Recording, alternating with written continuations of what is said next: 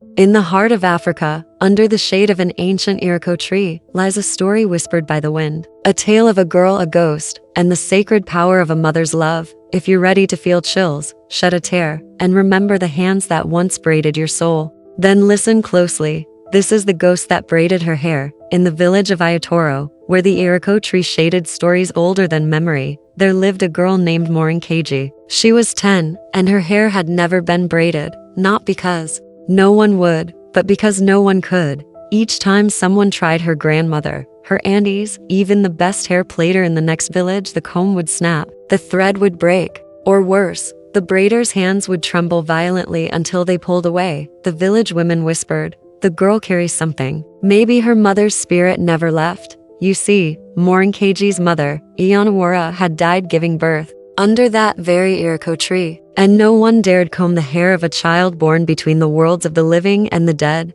except Morounkeji herself. One night, tired of being mocked, she took her mother's old wooden comb, stared into a broken mirror, and lifted a lock of her thick, coiled hair. Then, the comb moved not by her hand, but by another, a gentle hand, a hand she could feel, though no one was there. She froze, then she wept, not out of fear, but out of memory. Her mother had come to braid her. The next morning, Morounkeji walked through the village with her hair braided into 7 rows, each lined with cowries that shimmered like river shells. Women gasped, "Who did it?" They asked. She only smiled and said, "My mother." At first, they laughed, but then her grandmother touched the braids and whispered, "This pattern, it's Iyanawara's hands."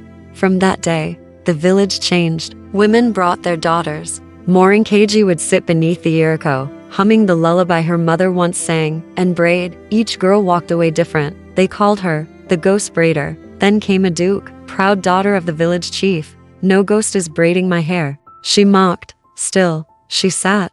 Morounkeji placed the comb. It shattered. A duke screamed. Her scalp blistered. She fled in shame. That night, the Iroko tree shed all its leaves. The wind stopped. Morounkeji sat alone, and her mother did not return. Desperate, Morounkeji journeyed to the sacred river where Iyanawara once bathed. She sang, she wept, and cast the broken comb into the current. Silence. Then, a whisper from the reeds, "To braid others, you must first unbraid your grief." The oracle of Ayatoro revealed an ancient rite. It required a strand of Morounkeji's hair, a strand from a mother's head, a strand from someone who never knew their mother. She traveled, collected, and returned in time for the festival of memory. The oracle wrapped the strands in thread of palm and incense. The comb glowed. Morounkeji sat beneath the Iroko, not singing her mother's lullaby but her own song. From the wind, Iyanawara's hands returned, but they were not alone. Other hands came. Hands of mothers long gone, hands of sisters, of daughters. They braided the sky. From that day,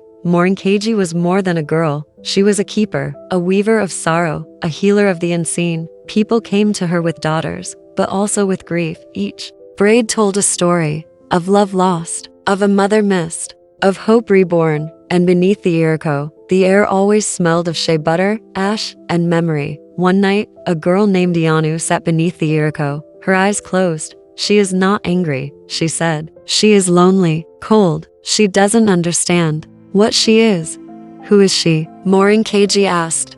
"A child who was never born. Her spirit floats between womb and world, forgotten by both." The oracle called her Amadon Ibimo, the maiden without a cradle. That week, infants wailed without rest. Pregnant women dreamed of a little girl beside their mats, humming lullabies. Then came a hot, cracking wind. Ianu collapsed when she awoke. She whispered, "The unborn child wants a mother. If none will claim her, she will take one." Morounkeji, Ianu, and the oracle prepared a rare ritual, Iroko, the naming of the forgotten. Children held small clay cradles. Women in white hummed Iyanawara's lullaby. At the center, a mat woven from the hair of those who mourned. Ianu called, "Come and be known." The air shimmered. From the Iroko's roots, a delicate, translucent child emerged and reached toward Morounkeji. Morounkeji knelt and whispered, "I name you Iyanfialua, the one beloved of the Creator." And the spirit smiled.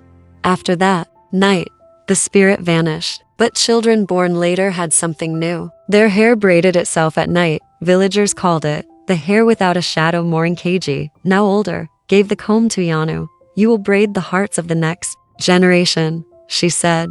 And what of you? She smiled. I will rest beneath the tree, beside those who still listen. Years passed. One morning, Yanu found Morounkeji under the Iroko. The time has come, she said softly. One last braid. Yanu wept as she wove 7 sacred loops: journey, loss, love, legacy, spirit, rest, return. When it was done, Morounkeji closed her eyes. She never opened them again. By morning, the Iroko bloomed golden. Comb-shaped flowers glowed from its branches. To this day, when a girl in Ayatoro braids another with love, the wind stirs, not sharply, but gently. As if someone, somewhere, still braids beside them. Morounkeji's grave bears no stone, only a wooden comb, surrounded by wildflowers that braid themselves by moonlight. Each year during the Festival of Memory, children sing, braiding is not just for beauty, braiding is a prayer for those who came before and for those still in the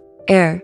And so, her hands never truly stilled, for those who braid with love. Braid with Morounkeji. If this story touched your heart, if you felt the spirit of Morounkeji brushing your soul, then don't just scroll away. Like this video to bless another soul. Share it with someone who still remembers the scent of shea butter and the silence of goodbye. Comment braiding is a prayer if you stayed till the end, and subscribe for more stories where African spirits rise, mothers return through the wind, and forgotten daughters finally find their names. Until the next tale beneath the Iroko tree, keep braiding, keep believing.